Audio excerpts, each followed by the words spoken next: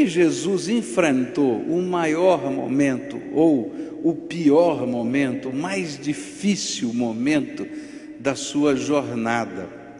Porque naquele instante, naquela semana, desde quinta-feira à noite até o domingo da ressurreição, aconteceram as coisas mais complicadas na vida de Jesus. Naquele momento ele tinha que se despedir dos seus discípulos. Naquele momento ele tinha que confrontar um traidor. Tinha Judas lá. Naquele momento ele tinha que enfrentar os soldados que vinham prendê-lo. Ele tinha que enfrentar um momento de agonia em que Deus, o Pai, lhe dava liberdade de escolher se seria ou não o Salvador. E lá no jardim de Getsemane ele estava orando e falando com o Pai e dizendo: olha, eu não estou querendo passar por tudo isso, se for possível, passa de mim esse cálice. Mas depois ele para e diz assim: mas não se faça o que é a minha vontade, mas a tua vontade. E ele decide ir até o fim. E não foi fácil. A Bíblia diz até que ele suou gotas de sangue, de tão intensa que era a luta da sua alma. Depois ele teve que enfrentar um julgamento. E a Bíblia fala que ele foi como ovelha muda diante dos seus tosqueadores. Ele não abriu a sua boca. As pessoas falavam das coisas complicadas. É interessante, eu não tenho problema quando as pessoas criticam a minha vida. Eu não tenho problema. Pascoal fez isso, aquilo, aquilo outro. Agora, eu tenho um problema seríssimo. Eu não sei você, vou ter que falar para você do meu problema, da minha dificuldade. Quando as pessoas julgam o meu caráter. Ele fez isso por quê? E aí começam a falar das minhas intenções, da minha alma. Quem é que pode julgar o meu caráter lá dentro da minha alma? Mas daquele julgamento não estavam julgando os atos de Jesus, mas tentando julgar o caráter dele, a alma de Jesus. Ele teve que enfrentar o caminho da cruz. É tremendo aquilo. Em alguns momentos ele vê a piedade fria das mulheres de Jerusalém que choram porque ele estava sendo machucado. E ele diz: vocês não estão entendendo nada, não chorem por mim, mas chorem pelos seus filhos, porque vocês não sabem o que vai acontecer nessa cidade em poucos anos. Naquela semana ele teve que enfrentar a cruz do Calvário, os cravos, a vergonha, o deboche. Naquela semana, quando ele morreu, antes de morrer, a Bíblia diz que ele teve que enfrentar o pecado de toda a humanidade, porque o apóstolo Paulo diz que ele se fez pecado por nós. O Santo de Deus se tornou pecado. Ele teve que enfrentar a separação entre ele e o Pai, porque ele se fez pecado por nós. Ele teve que descer ao Hades, o lugar que nós chamamos de inferno. Mas ele teve que ressuscitar dentre os mortos, consolar os seus discípulos, arrebanhar os que estavam se perdendo. Ele teve que fazer tantas coisas nesse processo. E a minha pergunta essa semana foi: diante de toda essa realidade, como Jesus reagiu em termos de oração? Quais foram as orações que Jesus fez neste período? Tá? Queridos, tenham paz, deixa ele quietinho aqui, ele está bem, não está atrapalhando ninguém. Nós temos muita alegria, não sei quem é a mamãe, mas nós temos muita alegria de receber todas as pessoas na casa de Deus, e nós queremos ser uma igreja inclusiva. Então, por favor, tenham paz, deixa à vontade. Nós temos alegria em receber todos na casa de Deus. Amém? Amém. Então, mamãe e papai que está aqui, fiquem felizes. Nós estamos na casa do Senhor e o Senhor Jesus ama cada pessoa que está aqui. Queridos, olha só, primeira oração que Jesus fez durante a semana da Páscoa, ela vai se encontrar em Lucas capítulo 22, versículos 15 a 20. Lucas capítulo 22, versículos 15 a 20, diz assim: como tenho desejado comer este jantar da Páscoa com vocês, antes do meu sofrimento. Pois eu digo a vocês que nunca comerei este jantar até que eu coma o verdadeiro jantar que haverá no reino de Deus. E então Jesus pegou o cálice de vinho, deu graças a Deus e disse: peguem isto e repartam entre vocês, pois eu afirmo a vocês que nunca mais beberei deste vinho até que chegue o reino de Deus.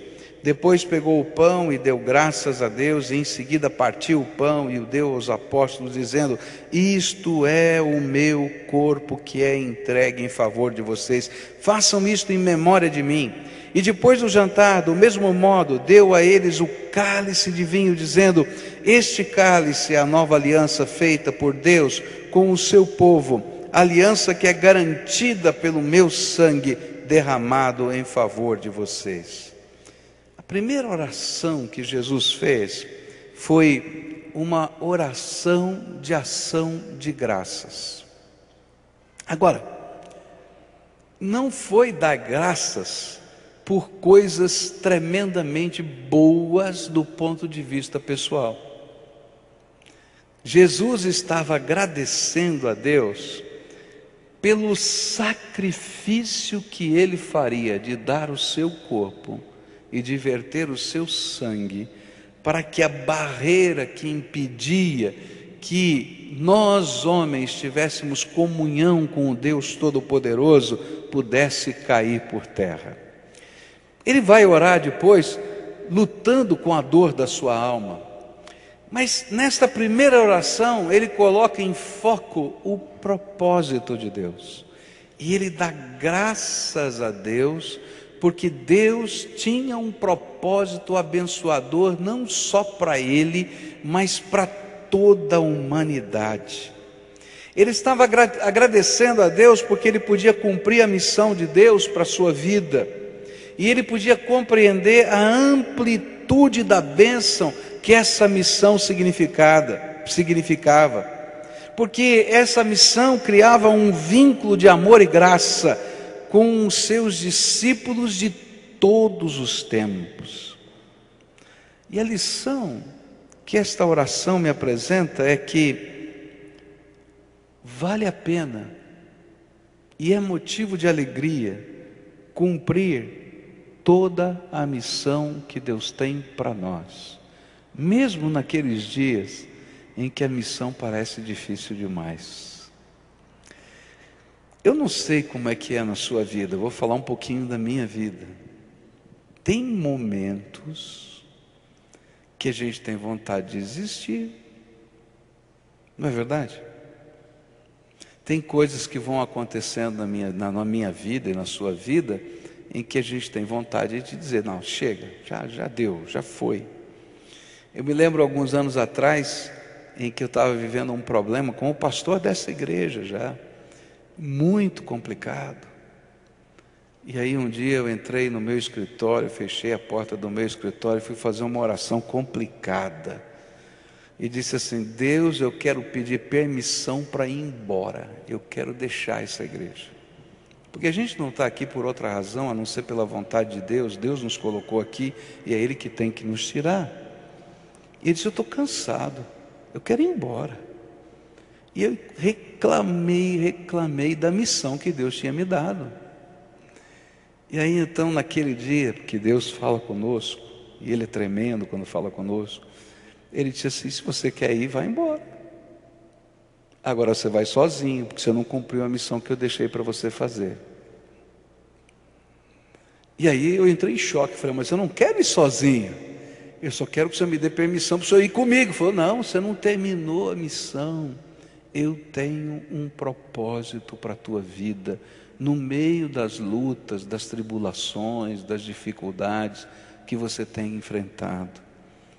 E queridos, isso já faz, não sei exatamente quanto tempo, mas bem mais de 10 anos. E eu louvo a Deus porque o propósito da missão de Deus em determinados momentos da nossa vida é difícil, é penoso, a gente chora, mas quando a gente permanece no propósito da missão de Deus, a gente pode ver com alegria os frutos e dar graças a Deus.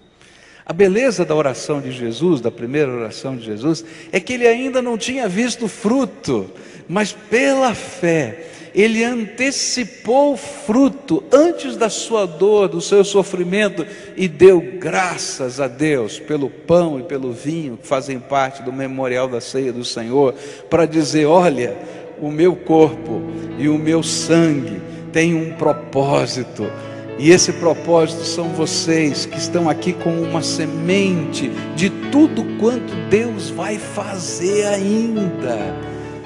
E se hoje você está aqui, você foi fruto da gratidão de Jesus, que anteviu você séculos depois e disse: foi por você, e você é a minha alegria. Por isso, quando Ele nos convida a partilhar a ceia do Senhor, o pão e o vinho, Ele nos convida a celebrar a alegria que Ele anteviu lá. Então a oração de Jesus na Páscoa nos ensina a antever pela fé que toda a missão de Deus tem propósito, e ainda que eu não entenda agora, um dia eu vou me alegrar no propósito de Deus.